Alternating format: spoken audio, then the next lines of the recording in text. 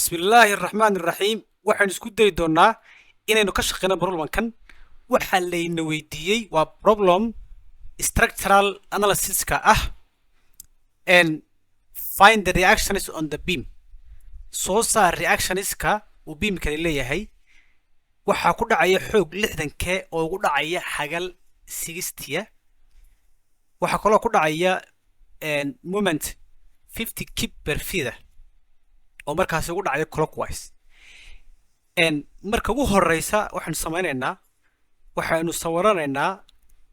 FBD-ga ama free body diagram-ka way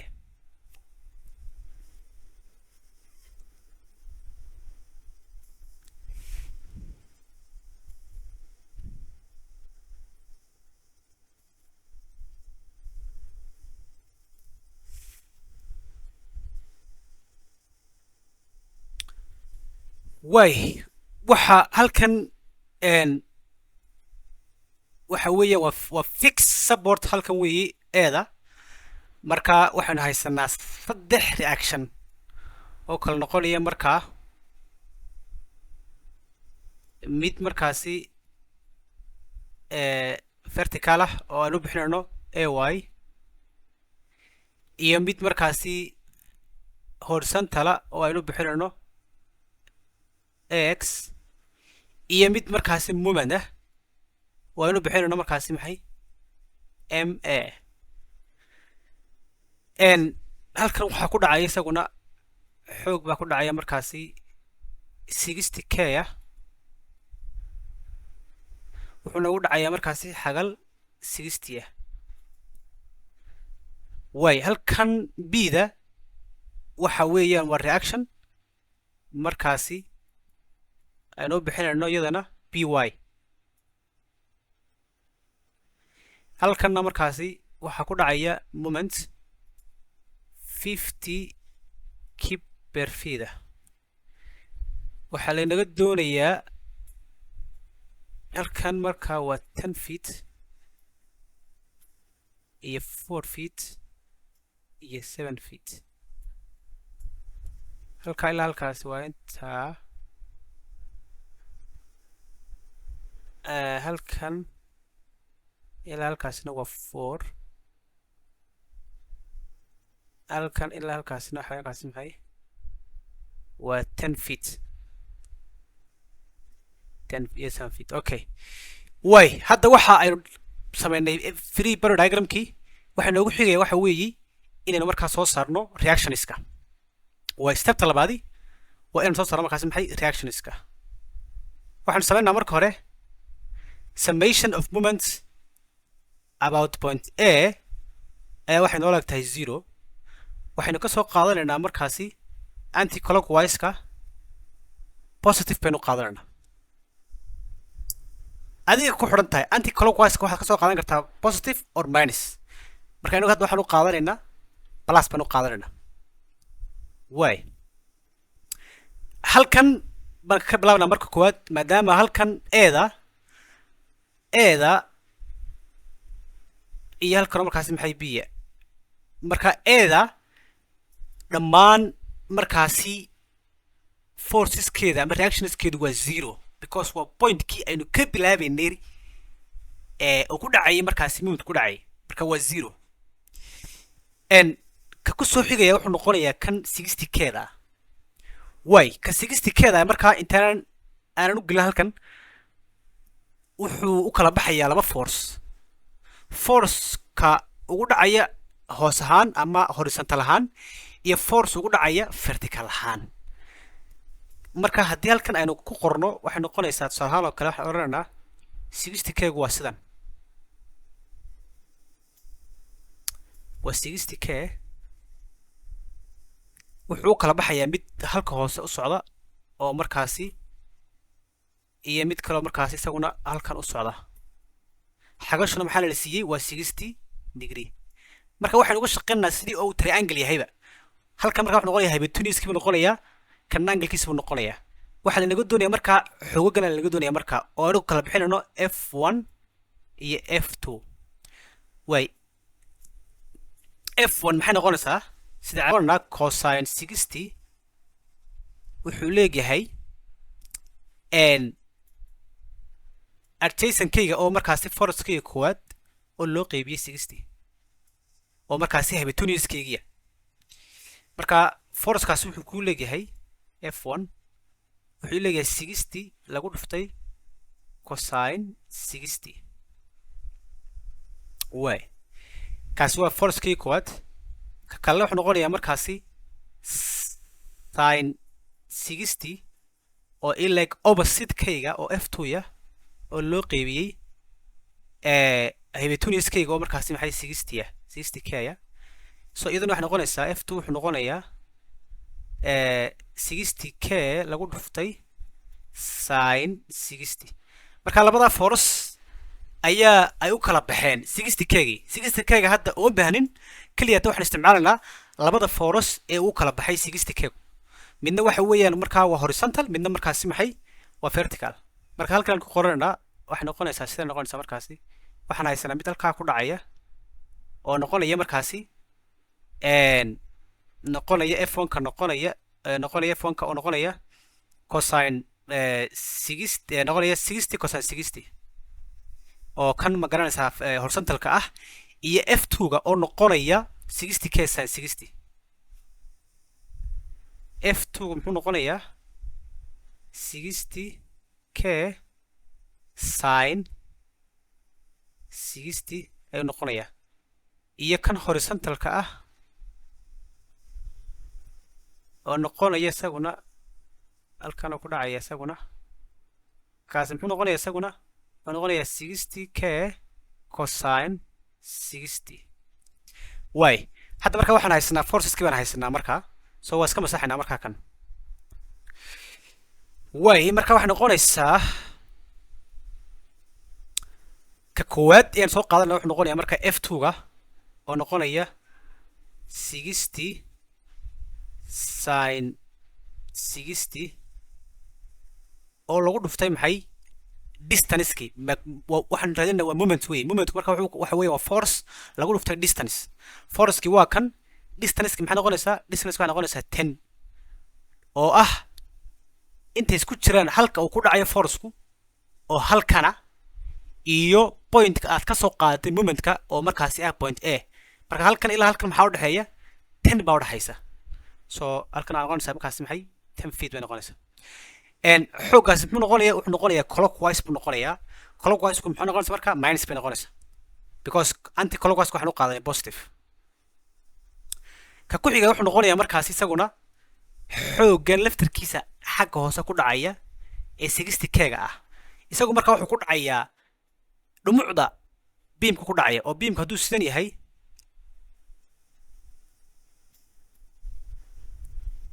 isagu wuxuu ku dhacayaa markaasi isagu bartan ku dhacaya markaa xoogaas marka distance-ka aynu rabnaa waa hay distance-ka aynu rabnaa waa vertical distance-ka ama distance-ka markaasi korka ah marka maadaama dhumucda uu yahay beamku yahay 2 feet uu yahay dhumucda baalku waa 2 feet weeyi halfkiisu waxay noqonaysaa markaasi 1 feet marka wuxuu ku dhacayaa bartan ku dhacaya marka halkani waa 1 feet marka waxay noqonaysaa xoogan f2 ga ah oo markaasi lagu dhuftay distance-ka point-ka ka soo qaadatay oo noqonaya markaasi maxay 1 noqonaya 1 feet noqonaya way marka wuxuu noqonayaa marka isaguna muxuu noqonayaa positive noqonaya mise wuxuu noqonayaa negative noqonayaa halkaa markaa soo qaadato oo halkaa ka dhacayo bartaasuu ku dhacaya marka wuxuu sameynayaa sidoo markaasi u soo qaadaya baalka macnaheedu waxay ka dhigan tahay waa anti clockwise way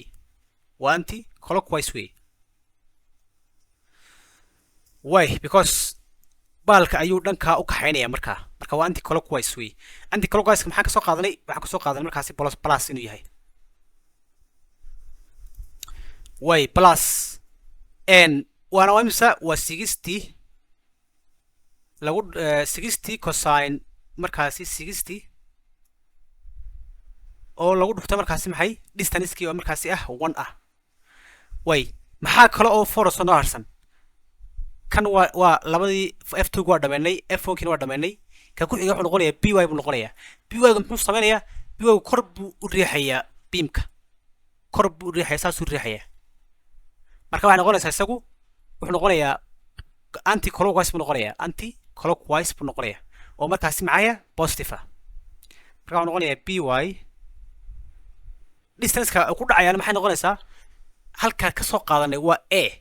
marka a iyo b waxa u dhaxeeya 4 plus 10 ayaa u dhaxeeya 10 plus 4 baa u dhaxeeya way maxay kale oo harsan waxa kale oo harsan halkan ku soo diinana waxa kale oo harsan xoogan momentka ah oo 50 kpf wuxuuna ugu dhacayaa markaasi clockwise beamka clockwise buu jeedinaya oo markaasi macnaheedu tahay minus so waxaan oranaa halkan minus 50 kpf ardayda qaar baa laga yaabaa inay dhahaan maxaa halkan ugu dhufan waya distance laguma dhufanayo maxaa yeelay isagu qudhiisa moment ah kuwan waa forces weeyi laakiin isagu waa moment weeyi way marka intaas oo dhan kala soo geegeeyo ayaa waxay ku leegtahay 0 way marka 60 sin 60 lagu dhuftay 10 ayaa waxay noqonaysaa minus 519.6 60 lagu dhuftay cosine 60 lagu dhuftay 1 waxay noqonaysaa 30 waxaan soo qaadanay by oo 10 iyo 4 la soo geeyay oo 14 waxa kale soo qaadanay minus 50 halka noo yaalay intaas waxay noo leegtahay markaasi maxay 0 bay noo leegtahay way waxaan haysanaa marka halkan minus 539.6 oo loo geeyay 14 by waxay leegtahay 0 marka waxa aan isku geenaynaa minus 519.6 plus 30 minus 50 intaa markaan isku geeyna ama kala jarnay waxay soo baxday intan oo loo geeyay 14 by equals 0 way haddii aynu wareejino markaa 539 wuxuu noqonayaa 539.6 positive noqonayaa dhan walba waxaan u qaybinaynaa markaasi 14 baan u qaybinaynaa deetana waxay noqonaysaa markaasi halkana 14 u qaybi halkana 14 u qaybi si aan u helno markaasi by kaliyata so by waxay ku leegtahay markaasi 539.6 loo qaybiyay 14 way waxay soo baxday 38.5 kip waxa hadda aan soo saarnay by aan soo saarnay markaa hadda maxaa naga dhiman waxaa naga dhiman ay iyo ax baa naga dhiman way ay baan markaa soo saarnaa haddana ay saan u saarno waxaan isticmaalaynaa summation of xooga fy oo dhan ayaa waxaan leeyahay markaasi maxay 0 way wax allaale wixii xooga ee sare ama hoos ugu dhacaya ayaynu isu geenaynaa waxa ugu horeeya markaasi ay waxa ku xiga markaasi xoogan f2 oo markaas isagu hoos ahaan ugu dhacaya waxa ku soo xiga by oo isagu markaasi kor u socda oo markaasi kor ugu dhacaya marka ay wali ma haysano waxa noqonaysa markaasi maxay ay oo positive ah because positive-ka xagga sare wixii kor tegaya ayaa waxaan u qaatay positive so waxa noqonaysa ay iyo f2 oo noqonaysa markaasi 66k sin 60 oo isagu markaasi hoos ugu dhacaya oo markaa macnaheedu tahay waa minus 60k sin 60 iyo markaasi by oo iyadu markaasi kor ugu dhacaysa wax kale oo force oo kor ama hoos ugu dhacaya ma haysano way intaas markaa isu geeyay waxay ku leekaanayaan 0 so ay ma haysto minus 60 sin 60 loo dhuftay waa imse iyadu 60k lagu dhuftay sin 60 waa 51.9 by na maxay ku leekayd by waxay ku leegtahay wanaga soo saarnay imika waa 38.5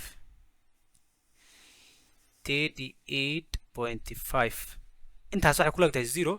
so ay baan halkan ku deenaynaa wax kasta oo kalena waxaan geenaynaa xagga kale so minus 2 isbedelaysaa waxay noqonaysaa positive ay noqonaysaa 51.9 kana wuxuu noqonayaa minus 38.5 ay waxay inoo leegtahay markaasi imisa 13.4 ay noo leegtay ay-na marka ay-na waa haysanaa iyadana waa soo saarnay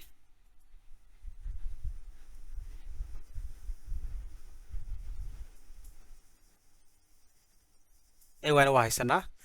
waxaa ugu dambaysa ee soo saarana markaasi waa ax tan axtu markaa maxay noo leegtahay axtu waxay noo leegtahay markaasi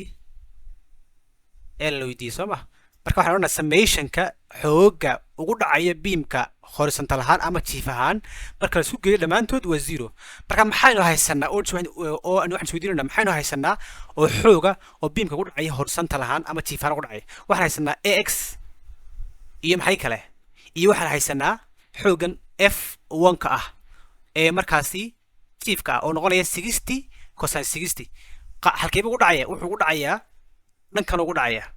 macnihi waxay ka dhigan tahay waa negative maadaama bidix u tegayo waa negative weeye wax kasta oo midig tegaya waxaanu ka soo qaadanaa inuu yahay positive yahay waay marka waxaan haysanaa halkan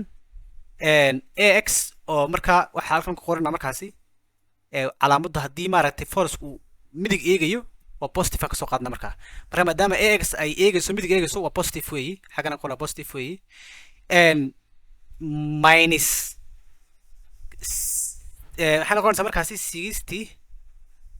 cosine 60 oo keliya tan baa meesha ku dhacaya marka intaas waxay leegtahay markaasi maxay 0 so ax waxay ku leegtahay wareeji 60 cosine 60 ay ku leegtahay markaa oo markaa noqonaysa taadhi noqonaysa